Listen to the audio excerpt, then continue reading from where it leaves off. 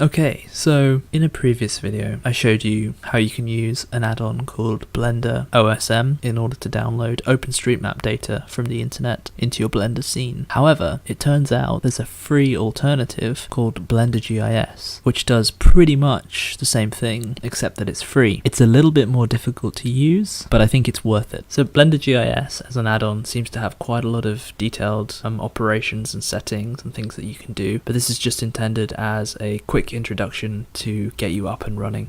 So I'll put the link in the description, but you can go here to the Blender GIS GitHub page. You can download the zip file, save it to a location that's good for you, and then inside Blender you can go to Edit, Preferences, select the add-on section, and then press Install. Find the file that you downloaded, Blender GIS Master, and then you need to press this little box here to enable it. And there's one setting that you have to apply, which is the cache location.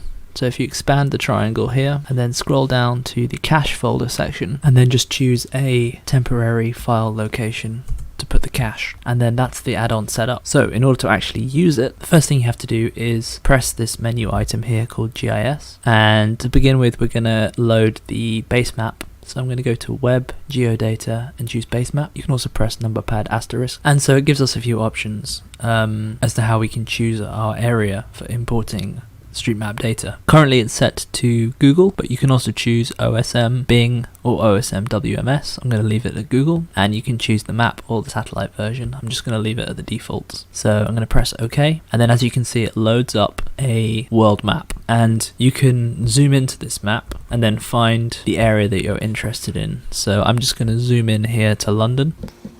I'm just pressing the plus icons on my number pad and scrolling. You can also search for a location by pressing G. So if I press G, I can type in London, and I can set a zoom level as well for how far into London I want to zoom. I'm going to set mine to 15, and if I press OK, you can see that it zooms into the middle of London, and then from there we can select an area that we like. So I'm going to choose an area, I'm going to choose something a bit like this, and once you're happy with it, you can press E to export that section, and you can see that what it does is it brings in a two-dimensional image plane of the area that you selected, so you just get kind of like a high resolution map to begin with. So the next thing that I'd recommend doing is to get the height elevation, and you can do that by selecting the plane, then going to GIS, go to Web Geodata again, and go to Get SRTM, and what that will do is it will load the height information, the terrain. So you can see that it's imported it, and London is quite flat, but you can see that there's a little bit of variation there. You can see that there's a little dip where the River Thames is, and the next thing that we can do is we want to add the buildings and the roads and things. So again, with our plane selected, we go to GIS, Web Geodata, and then Get OSM. And here you can choose between all of these different types of data. I'm going to select all of them. I'm just holding down Shift and clicking and dragging. And one thing you want to make sure you've enabled is elevation from object. And what that will do is it will plonk the objects on top of the height map so that everything has a correct elevation. If you don't, everything will come in flat. So I'm going to press OK. So you might want to be a little bit patient with this bit. It can take quite a long time. Mine took about 10-15 minutes to load up. So you might want to go and make a cup of coffee whilst it's processing. So here's the result. You can see that we've got lots of different layers here. We've got buildings, highway, land use, leisure, natural, railway, waterway, although there doesn't actually seem to be anything there for waterway. But anyway, there are lots of different layers here, and you can see that we've got different heights for different buildings. Some buildings come in more detailed than others. We get bridges, we got some skyscrapers here in the city, we got roads.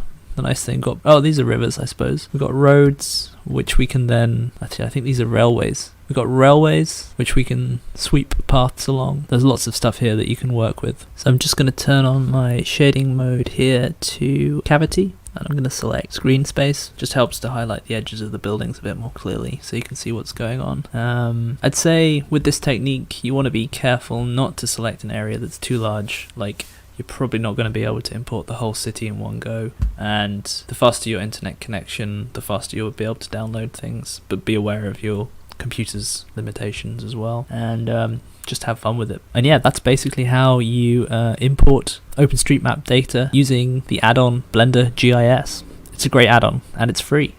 Incredible.